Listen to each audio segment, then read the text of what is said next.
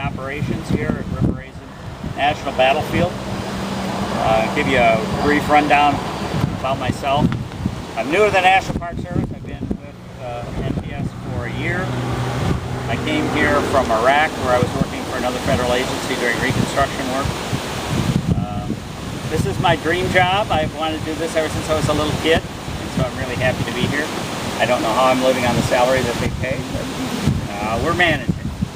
The Raisin National Battlefield, as you probably have heard, is the 393rd unit of the National Park Service. It's the newest national battlefield. It is one of only 4 battlescapes in the National Park Service devoted to the War of 1812. Some of you are familiar with another one, Fort McHenry, Big Flag, right? Betsy Ross? No, not Betsy Ross. Betsy Ross was in Philadelphia. But it's a big battle flag, home of the Star Spangled Banner. We have another one in New Orleans. Remember the Battle of New Orleans? Everybody remember the old Johnny Horton tune? Chalmette.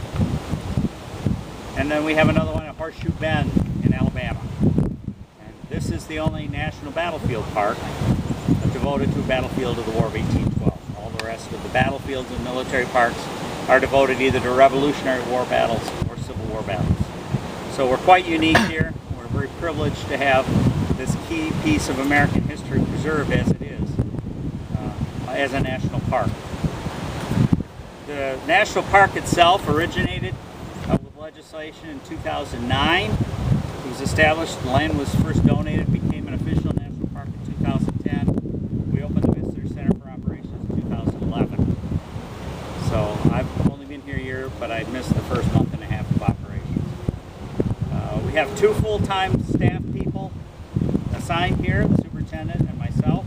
We have 3 part-time staff people. You probably met at least one of them inside, Shauna. Shauna, yes. And we have one on assignment from Perry's Victory and International Peace Memorial, who's mucking about in the woods today with a backhoe. There are 42 acres under management as a national park. There are about 200 acres that are identified and have been secured to become part of this national park. It's unique in that we have the core area of Frenchtown, where the battle occurred, pretty much within the boundaries of the national park. Some of it is in a city park across Dixie Highway. Some of it is in a county park across the river. But the core area at least is in public land holding. If you look from the farthest railroad track down the street here on an aerial photograph all the way over to Lake Erie, all the land is in public ownership, which is kind of a nice thing to think about. There's one exception, that's a Ford Motor Plant that is just up Elm Street on the other side of I-75. That is kind of an intrusion. It's closed, has a lot of issues. Ford will probably just mothball that because it's cheaper than cleaning it up. On the other side of that is the Ford unit, the International Wildlife Refuge, run by the U.S. Fish and Wildlife Service, our sister agency. Between I-75 and the Ford Marsh unit is William C. Sterling State Park, run by the Michigan DNR. The land that you see here between I-75 and on the other side of the roadway has been donated with the intention of it coming into the national park, but it is held right now by the Port of Monroe, pending some environmental issues being resolved with it. The land from Detroit Avenue all the way to Dixie Highway is the national park. We run back to that Part 3 line, which is Mason Run. You heard the British line story when you were hearing the map narrative. That's Mason Run, that was the British line. And that's about 42 acres with the exception of these houses that are right here. These are still in private ownership for the most part. One exception to that is this end house, which is now owned by Monroe County Historical Society.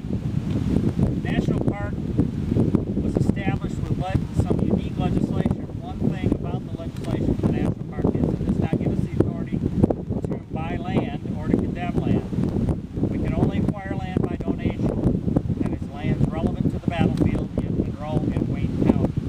Right now, all of the battlescape that we have under our management control is within Monroe County.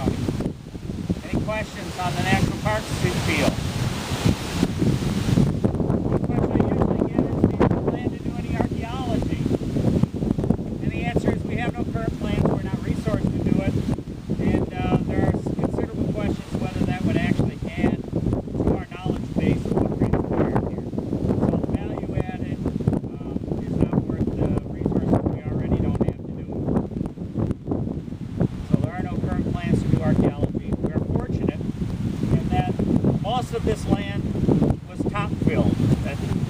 Before anything was constructed here, and there was a lot constructed here, they filled. So we believe most of the archaeology of the battlefield is intact, in situ, and preserved, and it will stay there until the time is proper and we are adequately resourced to actually do some archaeology. I'm not a big proponent of making the dirt fly, so for now we aren't going to do it. What are your plans? In an ideal dream world? In an ideal dream world, we would have no Elm Avenue, we would have none of these houses, we would have a preserved battlescape. I would control county land, city land, and I would destroy most of Monroe and the actual battlescape is considerable. If you look at it in an aerial survey, it's kind of a kidney bean, long kidney bean that runs about 6 miles north and about 9 miles south of here. So saying we have the core battlescape here at Frenchtown does not give you an adequate overview of the entire extent of the battle. Ralph has taken many driving tours around, and he's written a little driving tour book, and it's very interesting. You can go all the way up to Brownstown, the side of Manguaga that you heard about in the light show, and you can go south of here all the way to Otter Creek, and you're still really not off of the battlescape. The plans are to continue to develop it. We're currently, I like to tell people, we're building the airplane while we fly it. We're doing a lot of things that are not readily apparent to the public, in that we are fixing up all the mechanicals in this building. We just put a new roof on it, we're going to paint it.